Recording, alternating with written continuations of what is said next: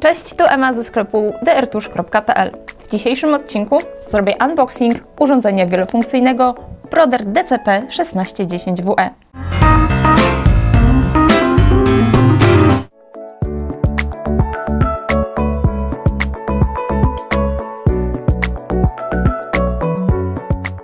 W pudełku znajdziemy urządzenie laserowe wielofunkcyjne, kasetę tonera TN1030, w środku mamy już zamontowany bęben oraz wspornik papieru A5, a także instrukcję obsługi z płytką instalacyjną.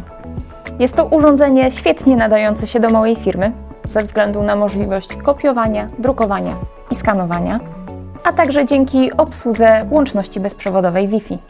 Warto podkreślić, że jest to urządzenie monochromatyczne, czyli drukuje tylko w skali szarości. Brother DCP-1610WE jest wyborem bardzo ekonomicznym. Samo urządzenie jest niedrogie w zakupie, a koszty wydruku maleją dzięki zastosowaniu zamienników wkładów.